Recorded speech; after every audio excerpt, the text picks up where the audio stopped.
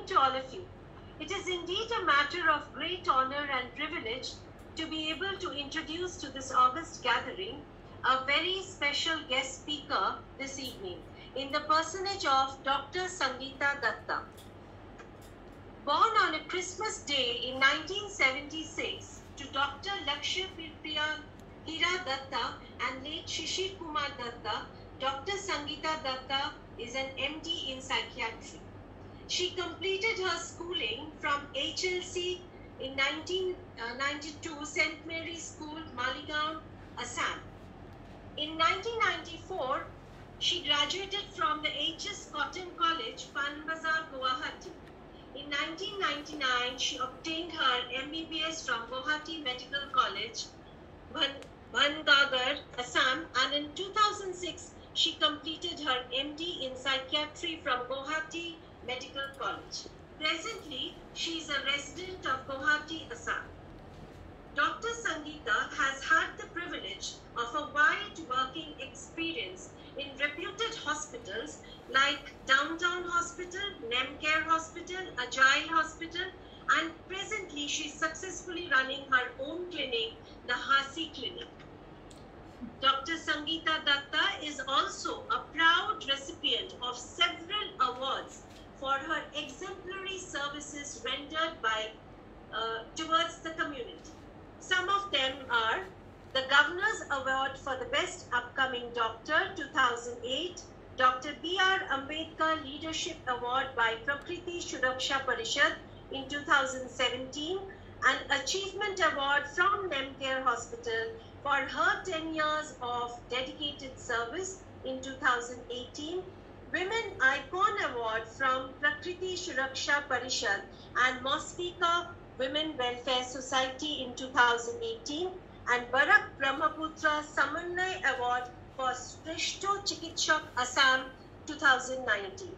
Besides this, she is a regular contributor to the newspaper writings, to write-ups to magazines. She takes part in TV shows and is regularly a guest speaker in government circles and NGOs. Dr. Sangeeta Datta is happily married to Dr. Walul Islam, who is an MS, and they are blessed with 3 lovely children, Hasi, Azan, and Walisa. Friends, with these few words, I take the pleasure of presenting before you a very accomplished person in the personage of Dr. Sangeeta Datta. This evening, she will be addressing the House on COVID-19 pandemic impact through psychological lens with special reference to women and children. Thank you. Phone to time, sir. Phone by it. Get a phone by it. Okay, thank you Mausami for your nice introduction. Now I would like to request Dr. Sangeeta Datta, Madam, to present her deliberation. And I think you want to be co-host? As you wish, ma'am. Whatever is convenient. You can be, I think host. Please make her the co-host. Please make Dr. Sangeeta co-host. But she is already the co-host. Okay. Okay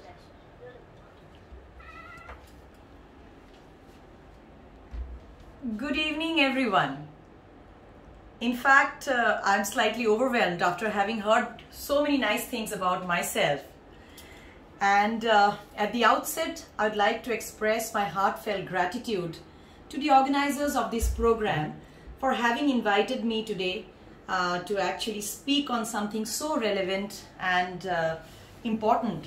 And my topic today is impact of COVID-19 pandemic through a psychological lens with special reference to women and children.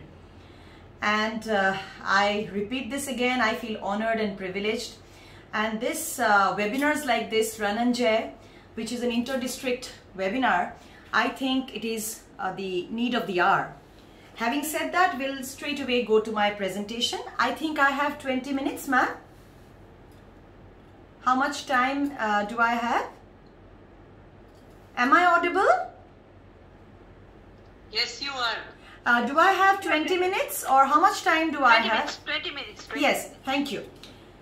So, I'm a consultant psychiatrist at Medicity Aditya these days, and Since we are talking about the psychological impact of COVID-19, I would like to actually remind all of you about something. In the year 2020, which is last year, when we were witnessing the first wave of COVID-19, we were actually, the WHO and other the research organizations also, they were predicting a new pandemic which was supposed to come parallelly with the pandemic called COVID. And this new pandemic is supposed to be a pandemic of mental health issues or mental health disorders. Now that was in 2020, because the kind of damage that the first wave of COVID-19 created in our lives and in our society was so much, even in 2020, that we expected that there will be a new parallel pandemic of mental health issues. There will be people who are depressed, anxious, people who commit suicide, people who abuse a lot of addictive substances, etc.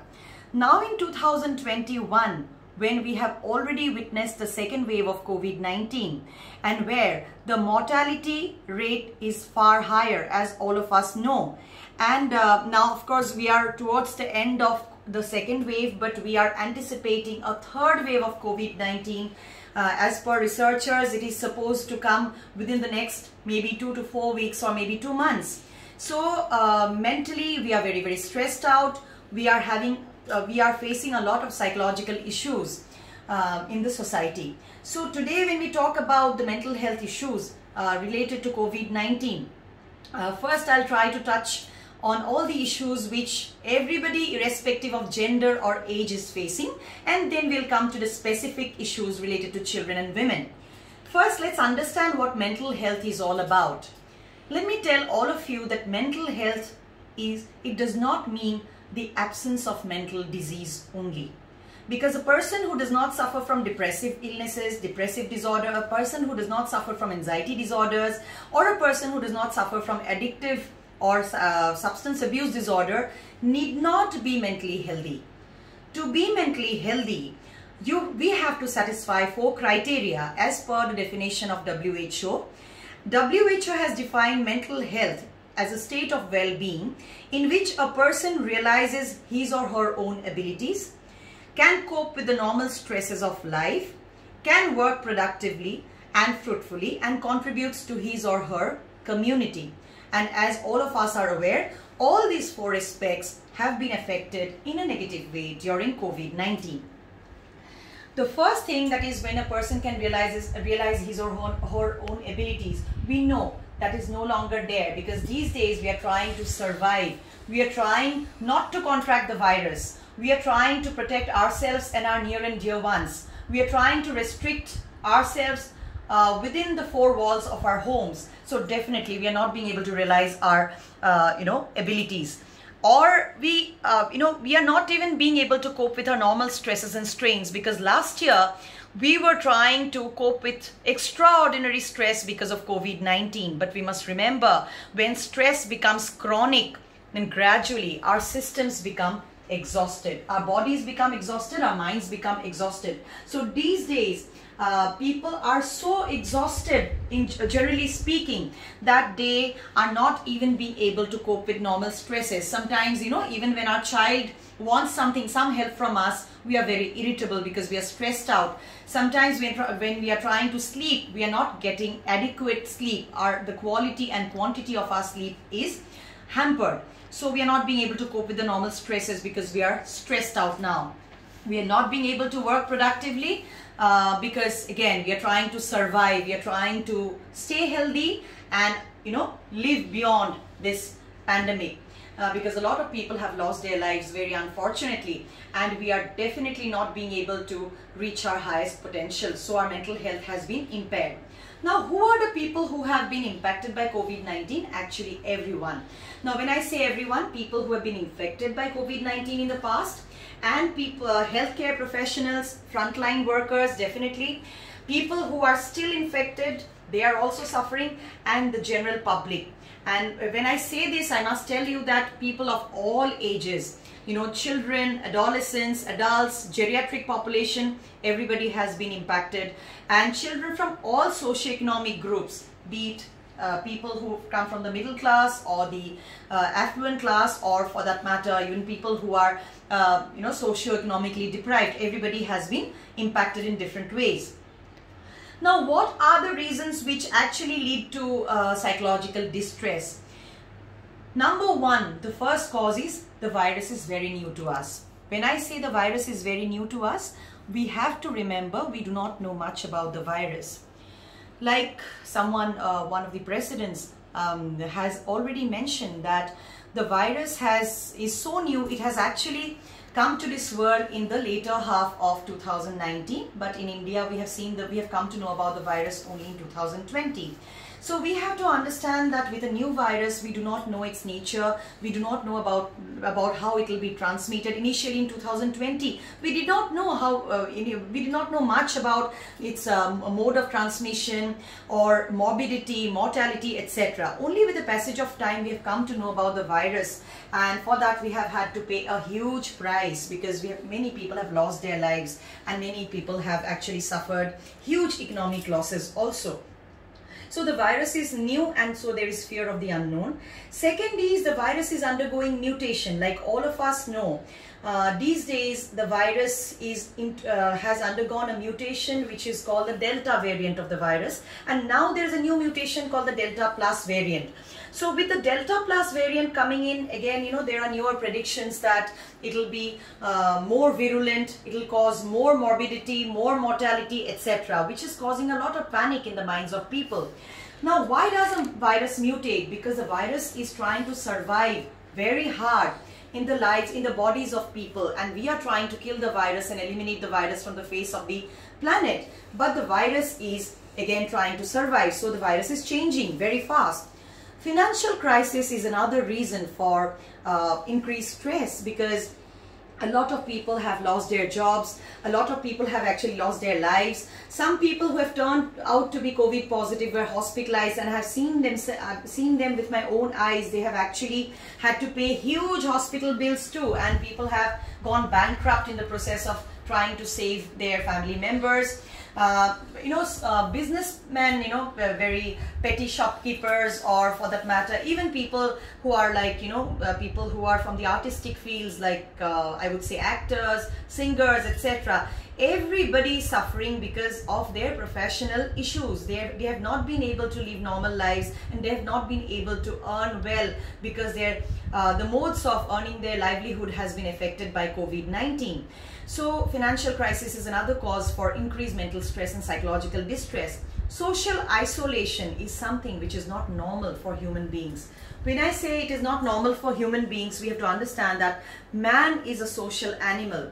Earlier, before 2020, before we had known about COVID-19, I still remember when people were stressed out or they were depressed, we would suggest as psychiatrists that please go out, please socialize, meet people, meet friends, talk to friends, etc. But these days, we are advising human beings, we are advising people to, against their own nature, we are telling them, isolate yourself, stay indoor, stay connected, but do not socialize. So this is about, human beings living a life against their own nature.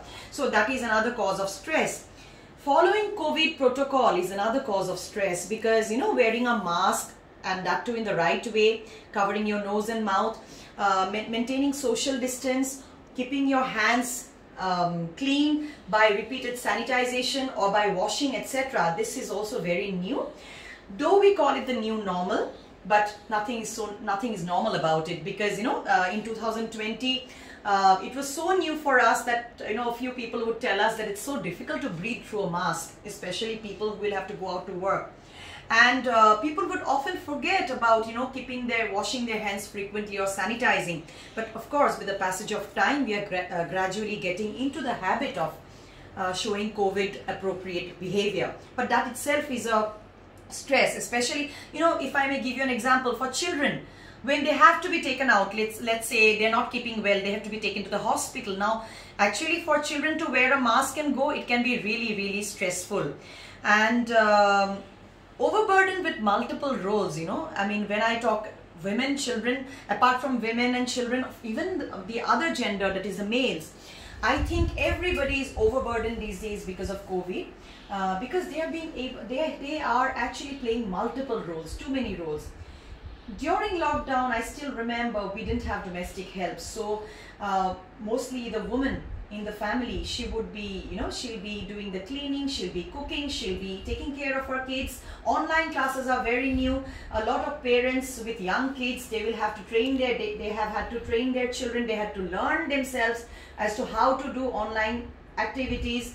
They have to monitor their children, and it's like, they're round the clock, they're busy doing things, and they're never free. There is no me time, and at the end of the day, when they try to retire, they don't get good sleep because of the stress that they're going through. So the burden of playing multiple roles of a cleaner, of a teacher, of a caregiver, etc., that has been very overwhelming for most people, especially for women. There's a term called infodemic. Now what is happening is, the last 2 years, 2020 and now 2021, there has been a lot of news and information about COVID, not only in TV channels but also on social media, etc.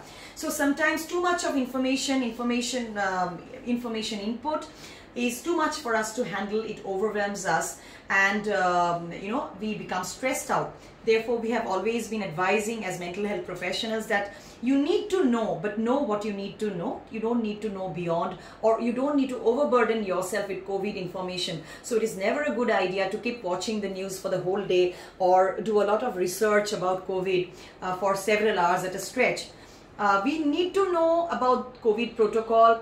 We also need to understand that what kind of mortality or morbidity it has caused, the second wave has caused. How do we prepare ourselves for the third wave, etc. But beyond that, I think it is harmful to overburden ourselves with a lot of COVID information, and that is called infodemic.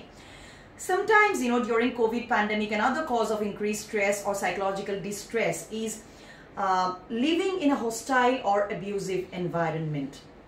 I must mention here that a lot of families are dysfunctional, but during normal days, during pre-COVID times, people were busy in their own work. So, the abusiveness or the hostility that is there in dysfunctional families was not very obvious, and people could divert themselves into other activities. But nowadays, when people tend to stay together because during lockdown or because of restricted movements, especially in abusive environment, and because people are stressed out, they're angrier also. So what is happening is, there is a lot of stress, there is emotional abuse, there is physical abuse, there is use of substance like alcohol, etc., in an increased amount, cigarette smoking, etc. And even hostile environments are getting more and more hostile. So we know that domestic violence is also on the rise. Sometimes, living with vulnerable groups, like, if we have children at home, if we have the elderly at home, that can make us more anxious, or that can make us more stressed out, because we are very concerned. What if we contract the virus? What if we don't fall sick but we become carriers, and then we pass it on to our children or to our parents who are aging? So that itself is, living with vulnerable groups can also be another cause of stress.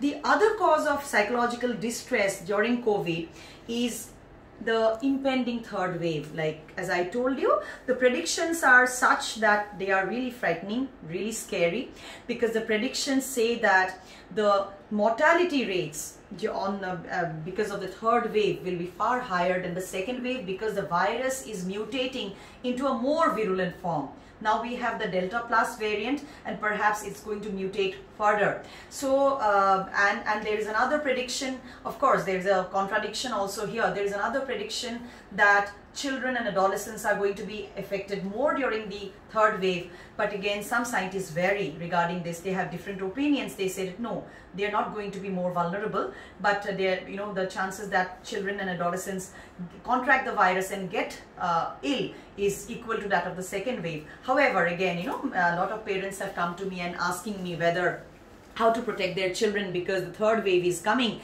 and maybe it is going to affect or infect their children more. So that is another cause of psychological distress. last but not the least, what I can remember about the cause of psychological distress is because WHO has predicted that we will perhaps have to live with the virus for the next few years. Now, that's a very scary thought, because to be following the COVID protocol, wearing of mask or maintaining social distancing, it's like really scary, because we were thinking that after the first wave, maybe our lives would be normal once again. It's not about the new normal. I was talking about the old normal that we used to enjoy. But now the WHO says that perhaps for the next few years, we'll have to stay careful. And that itself is an anxiety-provoking thought. So there are so many reasons as to why we are in a situation of psychological distress because of COVID-19. Now, psychological distress can be of two types. Number one is, there can be onset of a new psychiatric problem or psychological problem because of COVID-19.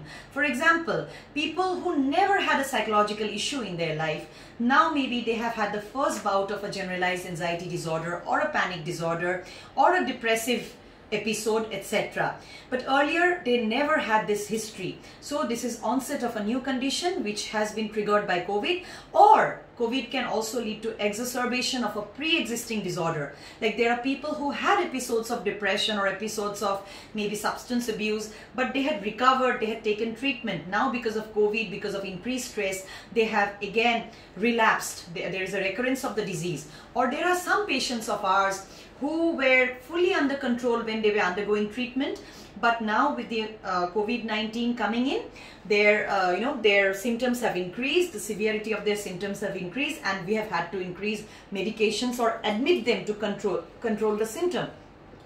Another point which is very valid, I think, to mention here is that some of my patients were already suffering from psychological disorder. They also couldn't come for regular checkups, and they missed their medicines because of the COVID situation. So that has also caused a lot of psychological distress in people who are already undergoing treatment. But we must remember that even people without any history of psychological distress have suddenly succumbed to a psychological condition like depression or anxiety because of COVID-19.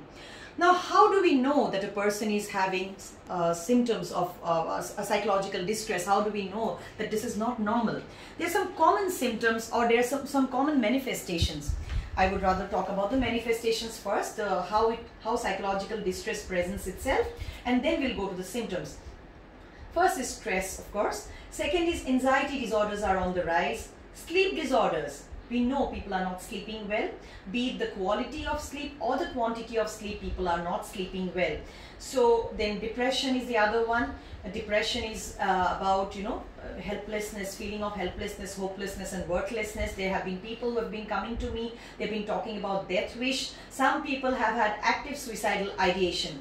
When I talk about anxiety, it is about vague fear that I might contract the virus, constant negative thoughts, worrying, constant worrying, there is palpitation, heart beating very fast, or not getting good sleep, always thinking about the worst, etc. So these are symptoms of anxiety. There can be something like acute stress reaction, especially when we see a news item maybe on TV and we see that even healthy people 20-year-olds, 30-year-olds have lost their lives during the second wave. We are scared. Sometimes when we have a relative who is suffering from COVID-19, then we develop an acute stress reaction. Sometimes if we ourselves have contracted a virus, we develop an acute stress reaction.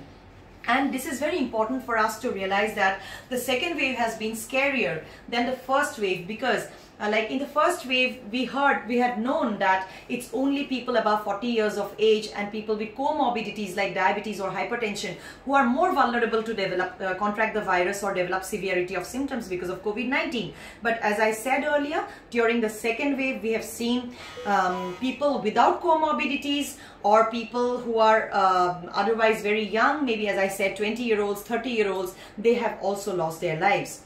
Now, post-traumatic stress disorder is the other manifestation, that I had faced the stress, maybe I had become COVID-19 positive, or maybe I had lost a family member because of COVID-19, and I was okay till about 6 months. After 6 months, again, I get flashbacks, I can't sleep well, and that's called PTSD or post-traumatic stress disorder.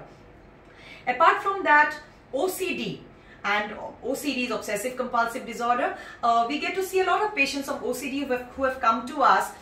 They think that their hands are dirty and they repeatedly keep washing their hands.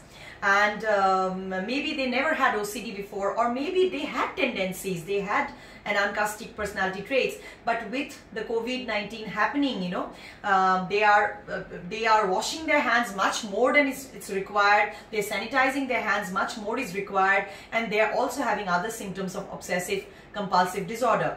Substance abuse, I have mentioned earlier, there is increased use of alcohol, there's increased use of cigarette, and of course I have seen a lot of adolescents who have come to me with heroin abuse, marijuana abuse, etc. during COVID-19. Of course, recently there has been some, you know, action from the government side and from the police. Some police has taken up a huge project, and they have tried to you know, control this problem of drug addiction, and it is succeeding to some extent, but we are yet to see final results. Having said that, we are also admitting a lot of youngsters for issues of heroin addiction, alcohol addiction and marijuana abuse, so which has really increased during COVID-19. Internet addiction is the other issue, because as we are aware of this, that a lot of youngsters, especially students, they are doing online classes. Now, a lot of them, apart from doing online classes, they are using their mobile phones, smartphones or their laptops for playing video games, or for actually watching YouTube videos, and they are also into other activities online like watching pornography, etc. So internet addiction is another problem. And apart from that, because people have had to stay indoor, they are using a lot of social media and all that, so which is leading to a condition called internet addiction. Nomophobia is another condition. Today we can't do without the smartphone, without the mobile phone, because without the phone, mobile phone is our world today. We talk through a mobile phone, we do Facebook on a mobile phone, we do a video call on a mobile phone, to the extent that during COVID, it itself has become a problem called nomophobia, which is no mobile phobia. And infodemic I have already mentioned. Now, what are the signs of stress? Very briefly speaking, it is disturbed sleep, impaired attention, impaired memory, irritability. We are very irritable, we get angry very soon. Mood swings, indecisiveness, we cannot decide, we are very confused. Easy fatigability and tiredness, we are very tired for no reason. There is headache, muscle tension, neck or back pain, upset stomach, irritable bowel syndrome, dry mouth, chest pains, rapid heartbeat or palpitations, loss of appetite or overeating, because we stay home, so we are overeating comfort foods also sometimes, and there is increased frequency of colds because of I would say reduced immunity. When people are stressed out, immunity is reduced, so there is more of cold and cough, and so I would ask everyone to be stress free and to manage their stress, because otherwise their immunity will go low, and that way the chances that they will contract COVID-19 or fall ill because of COVID-19 is far higher. The new normal is stressful for children, because again, for children also COVID protocol is stressful. It is very new. They're still trying to adapt to it. Absence of socialization, absence of games, etc. can be really difficult for children and adolescents, not meeting their peers in person. Online classes has been a very new issue for children. They're learning, and yet a large section of them are yet not being able to cope with online classes. And apart from that, you know, there is high risk of abusing children also because of COVID-19, because they live in very, very violent situations and dysfunctional families sometimes. Earlier, they were not victims of abuse, but now because they are staying home and maybe their parents are very stressed out, so they have become victims of emotional abuse and sometimes very sadly physical abuse too. Lack of structure or routine for children has been very stressful, because children cannot understand things by themselves like adults. So when a parent rebukes a child saying that you should go to sleep on time at 10 p.m., you should wake up on time, you should exercise in the morning, eat healthy, study, and you shouldn't abuse the internet. It is they are very young to actually incorporate all that in their minds and to process that information and to carry that out, because children need a structure, they need a routine. So maintaining a structure and routine at home has been quite a challenge, and that has been quite a stressor for children. Excessive screen time has been another reason for children to actually go through psychological distress, because excessive screen time on mobile phone or the laptop has led to internet addiction, game addiction. We know they are playing a lot of games, exposure to inappropriate sexual content. Also, adolescents are watching a lot of pornography these days, which is also leading to psychological disorders. Apart from that, there are physical complaints which have come in the lives of children because of excessive screen time, like carpal tunnel syndrome. When we are managing our mobile phone with our hands like this, our wrists are constantly active. That way we develop pain in our wrist, that is called carpal tunnel syndrome. It is leading to spondylitis because we are constantly looking at the screen with our neck bent constantly for hours together. Eye strain and obesity is also another problem with children. For women, how is it stressful in a different way, apart from the stresses or the psychological distress that is common in the general population? Women as a gender, they are much more prone or vulnerable because of their hormonal issues. And as all of us know, even without COVID, women are far more at higher risk to develop depression and anxiety as compared to men. However, as we have mentioned earlier, with women, they are at much higher risk to be overburdened because of playing multiple roles. Because when I look at a normal woman, especially a woman who's a homemaker, or for that matter, a woman who's a working woman these days, she's playing multiple roles. She's cooking, she's cleaning, she's taking care of the children, doing their homework, staying with them for their online classes. She's being a good wife, she's being a good mother, and then she's also trying to, if she's a working woman, she's also working from home, or maybe she's going out every day from to work, and yet being careful not to carry the virus back home. And then she does not have me time. She is there for everyone, but most often there is not someone for us. Children or sometimes other family members think that she's a superpower and she can always work all the time, but that is not true. So playing multiple roles for women has been quite stressful. So I would request all family members to be supportive, to understand the women, the female members of their families, and please understand that they also have physical and emotional limitations. So please help them with their activities, and please help them relax a bit. Please help them have their own time. Please help them nurture their own hobbies, because if the woman falls sick, trust me, the entire family falls sick.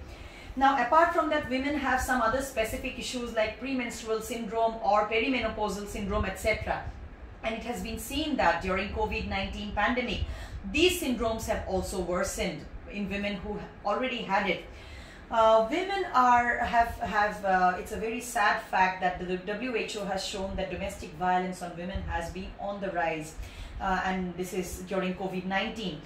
Women always, not always, mostly plays the role of a caregiver in her family. If there are senior citizens, it's a woman who's taking care. If there are babies, children at home, it is the woman who's the caregiver.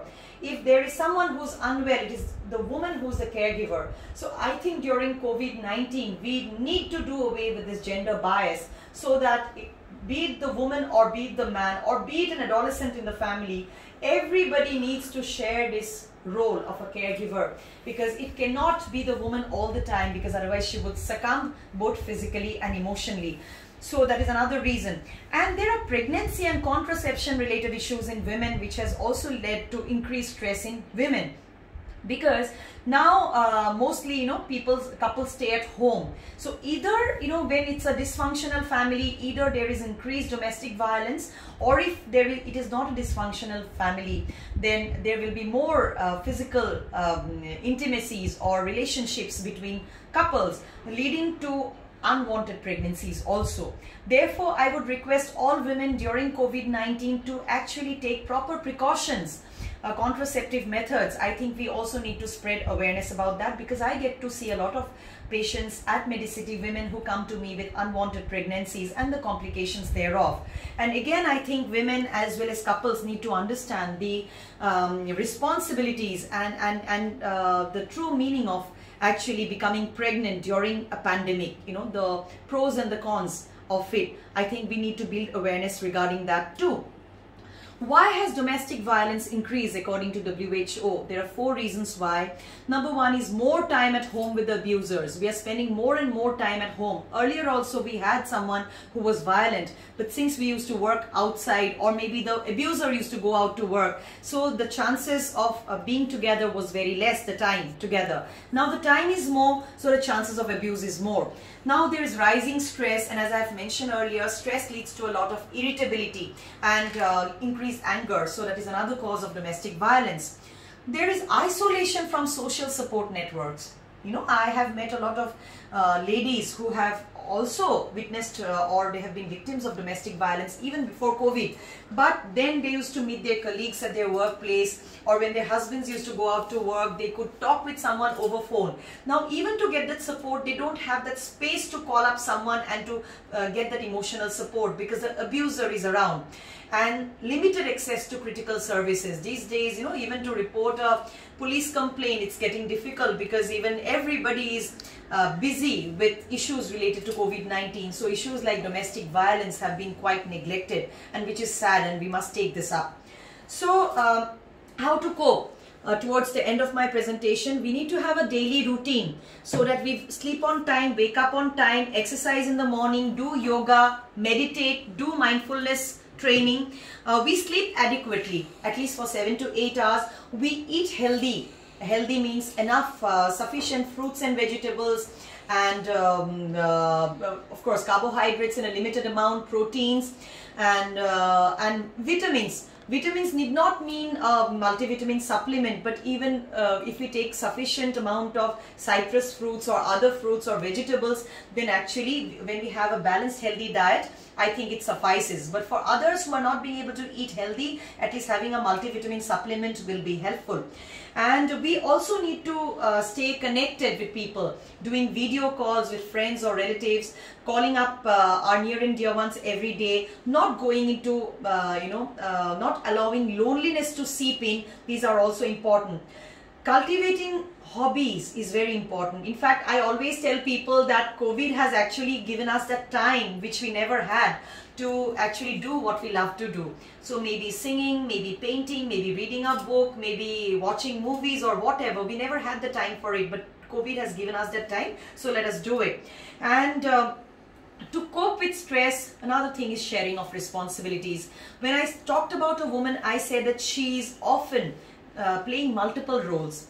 Every member of the family must have mutual respect and understanding for the other members of the family, and they must share their responsibilities. Let's say if someone is helping with the cleaning work, someone should help with the cooking work. If someone is guiding the children maybe to study, someone else is doing the household work. So it has to be a kind of, sharing of responsibilities so that one person in the family is not overburdened or stressed out.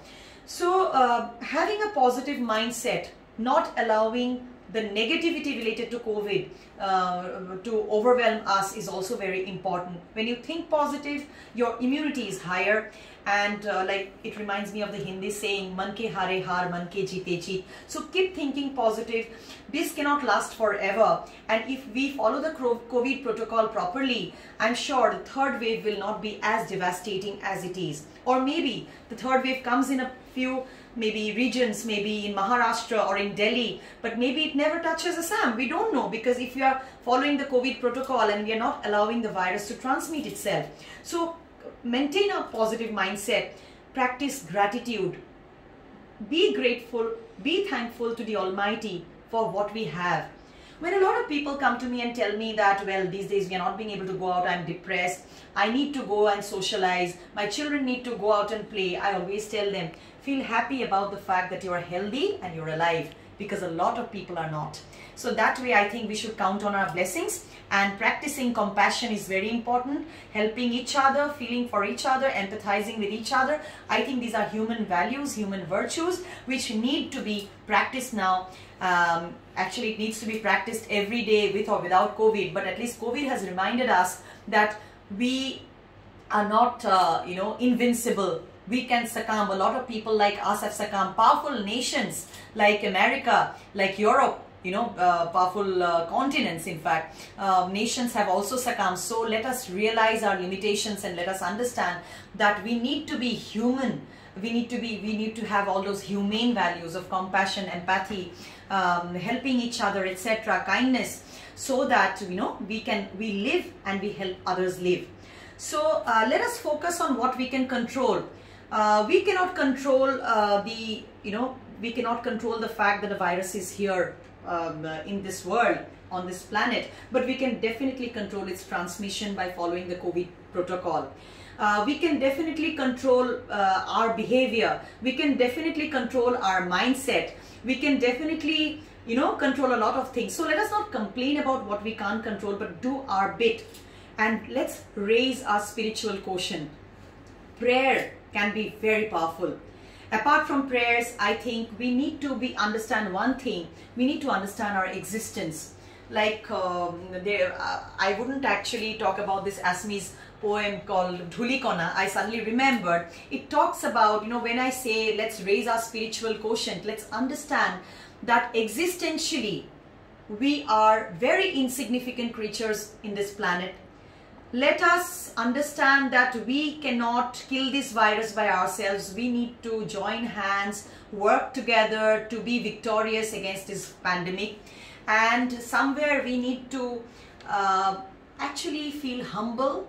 Humility is very important, and understand our existence and the meaning, the purpose of our lives in this planet when we are living. Because sometimes, before COVID, I remember people, I think a lot of people I came across were very egoistic.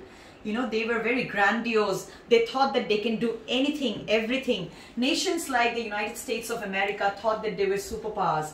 But see, we are seeing everything in front of our eyes. It's not like that. So let's be more spiritually sound, and let us be spiritually enlightened, and let us raise our spiritual quotient. That way we are going to live much more fulfilling lives.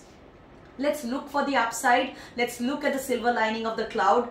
And now I would call COVID-19 pandemic a golden opportunity for us to actually do a few things like building relationships. Now children and parents are spending more time. So let us build healthy relationships. Let couples have great relationships, time for each other. Let us develop independence. Earlier we used to rely on domestic help and maids and servants for working for us.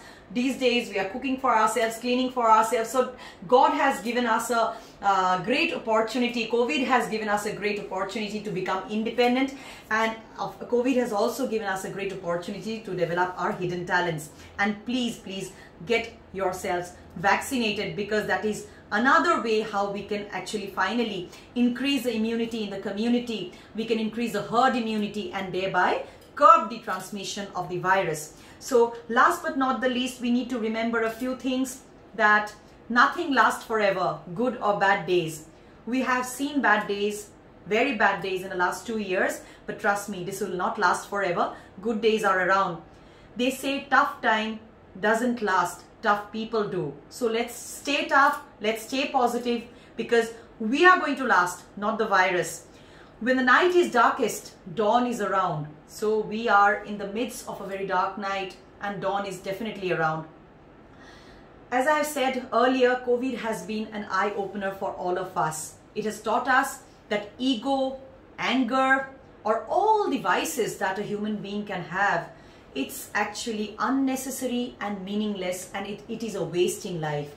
So COVID has made us realize deeper things in life, and let these realizations stay with us. Let us introspect, let us reflect about our own lives and our own existence. That way we are going to be great human beings as the COVID pandemic gets over. So maybe the pandemic is here to make us better human beings. And COVID has definitely taught us the value of life and the value of the present moment, because these days people can't they can't plan for a very long term, because we don't know. Children can't plan that after 4 years I'm going to do this. So these days we have understood that whatever plans we have, it has to be short term, and we have to live in the present moment. So that is very important. Mutual respect and understanding is very important. This is just to remind you towards the end that mental health is not a destination, but it is a process. It is the journey. So sometimes we say during COVID-19, well, I have this problem, that problem, so let me just solve these problems. Maybe after 3 months, this wave will be over and then I'll be happy. No, it is never that way. We need to be happy and peaceful in the present. We need to be happy today. We need to be happy tomorrow. Only then we'll be happy after 3 months. So being stressed out, being unhappy, being anxious now, we cannot be happy tomorrow and relax tomorrow. So mental health is a process. It is not just a destination. Only when the journey is healthy will the destination be healthy. So my last slide is it's a quote by Mahatma Gandhi, and he said that keep your thoughts positive because your thoughts become your words.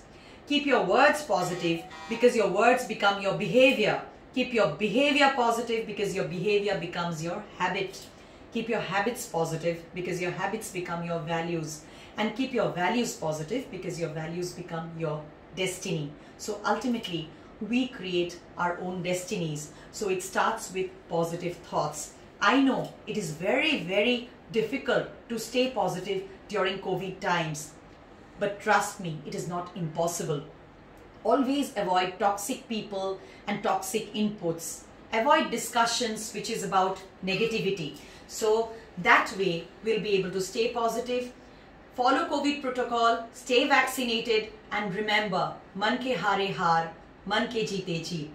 Be a master of your mind, and definitely that way you are going to prevent a lot of psychological disorders. And if you realize that you already have some problems related to sleep or anxiety or depression, then definitely you must have a proper consultation with a mental health professional who could be a psychiatrist, a counselor, or a psychologist. Nowadays online services are also available.